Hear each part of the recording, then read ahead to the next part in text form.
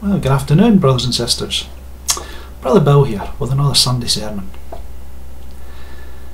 It's one that I've avoided for a while. The potential for upsetting deeply held personal beliefs is huge.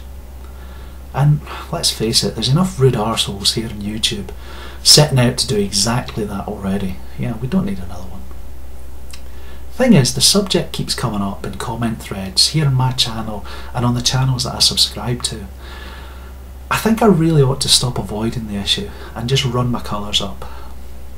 If I upset somebody, then I apologise in advance. It's not my intention to do that. However, these are my deeply held convictions.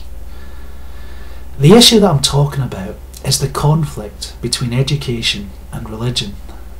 Now, I've got no problem with religion being taught in schools. To be honest, I think that religious and moral studies is a course that most people would actually benefit from. My problem is when religion is given a voice in other subjects. Now, I'm pretty sure that most people can see the problem if you decide to apply biblical inerrancy to something like geography or medicine. But physics and biology are all too often required to accommodate religious doctrine.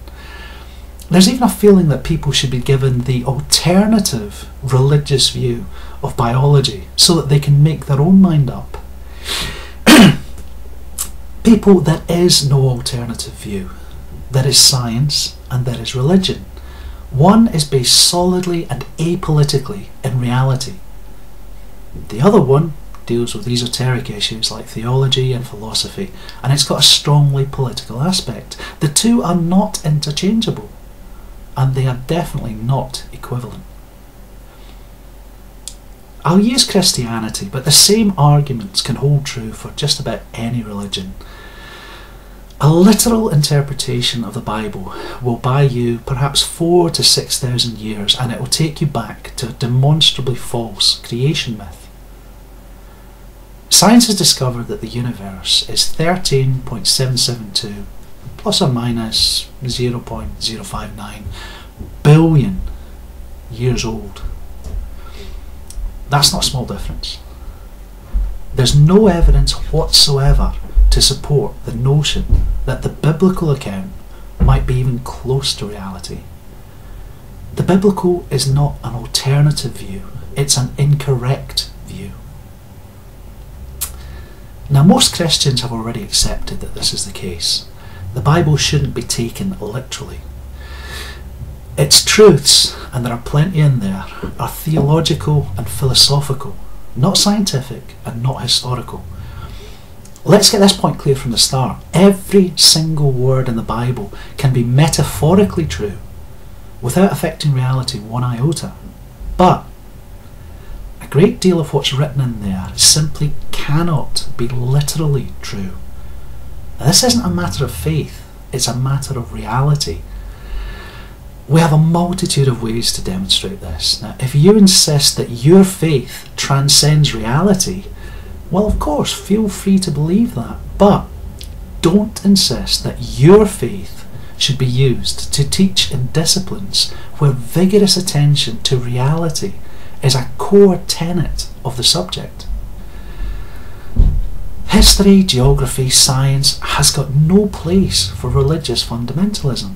No accommodation can be made. There's no alternative that should be offered.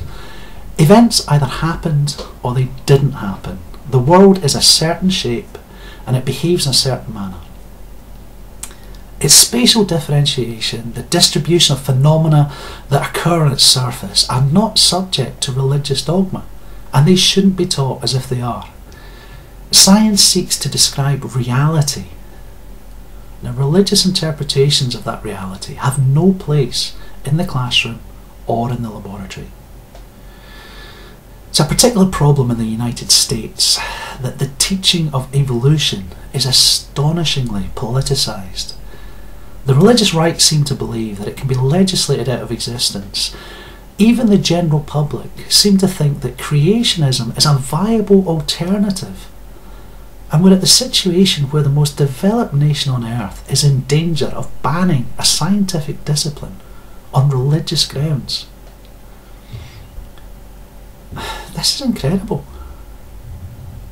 It's especially incredible because there's absolutely no need for the conflict. If you believe that God exists, well, evolution is how he chooses to get things done. The girls and boys in the white lab coats, they're just checking out God's handiwork. It's no different to a musician or a painter doing exactly the same thing and creating something to put their spin on things. Denying that evolution exists and insisting that a very specific interpretation of a vague creation myth should take precedence over a vast scientific discipline is ridiculous.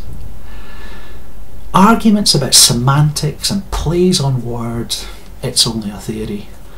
They're disingenuous at best, they're downright dishonest at worst. I'm very tempted to go off on a rant, but it's Sunday. We'll have a parable instead, eh? There's a chap we'll call Fred, because that was his name. And Fred supported some of the craziest ideas in science. Fred was given a knighthood and an entire department at one of the most prestigious universities in the world in recognition of his talent and his skill. Now, Fred believed in an enormous number of unproven, untested ideas, and very few of them have survived him. He died in 2001. He didn't let that change the way he taught. He taught vigorous scientific methodology, and he encouraged his supporters as well as his detractors to attack his ideas with zeal and vigour. And of course he did that with other people as well. His very public opposition to cosmic expansion. He was the man that coined the term Big Bang back in 1949. Actually helped develop the Big Bang theory from a fringe idea to the accepted scientific consensus that it is today. His groundbreaking work on nucleosynthesis, particularly his 57 paper, you may have heard of the B2FH paper, maybe not. It led us to our current understanding of how heavy elements are formed, and that's a cornerstone of modern scientific knowledge. Now, Fred didn't get a Nobel. He was a bit too controversial for the Nobel Prize winning peeps. His controversial past meant that his mates got the Nobel that he should have got. We're talking about Bill Fowler here and Subrahmanyan Chandrasekhar, if you've ever heard of the gent. They did a lot of work on it and they deserved all the glory that they got. Would have been nice to have heard poor old Fred get a mention as well, though. But Fred was the equivalent of a good Samaritan. He took on nutty ideas, he gave them a really good mathematical and scientific kicking, and eventually some of them became useful theories. His negative contribution to the Big Bang theory is a large part of its universal acceptance today. This is how science works. You get good ideas and they get beaten senseless, rigorously attacked, and if they survive the really good mental kicking that they take, well, they'll do us for now until something better comes along. I think this is the real mental disconnect between religion and science. Religion provides you with definitive answers with no proof whatsoever. Science takes best guesses and backs it up with huge amounts of evidence and vast amounts of really hard work. A scientist will never really accept that he or she actually knows anything. There's always a deeper level of understanding that they can gain. There's always the lure of a more precise description of reality to be chased after. Science is hard. It's constantly changing, it's constantly evolving. Today's near certainties are going to be sorely challenged by tomorrow's new discoveries, and they're all going to have to be accommodated. I know it's counterintuitive, but the uncertain, unsure scientist actually has a much better understanding of reality than the absolutely, utterly convinced person of faith. Now that matters. It matters a great deal because our world depends utterly on science and technology. We've gone beyond the point where it's just improving our quality of life. We simply can't do without our technology. Undermining the teaching of science and devaluing the importance of vigorous scientific method in the largest and the most developed nation on earth, for any reason, is simple vandalism. It has to be challenged, even if the vandals are the sweetest, most godly people you happen to know. People, ignorance is not an excuse. Now, a parting shot is this. No empire has ever stood the test of time.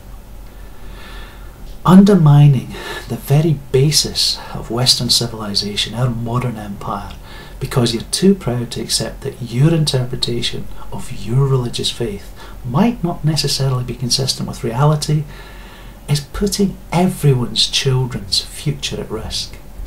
The vast majority of the faithful around the world have come to an accommodation with science, and I suggest that they, not the religious fundamentalists, are living the more tolerant Christian lifestyle.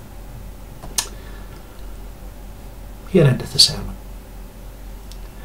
Again, people, my intention isn't to offend anybody's beliefs, but I really want to point out why I'm so opposed to fundamental religion being given any place at all in education. Layers.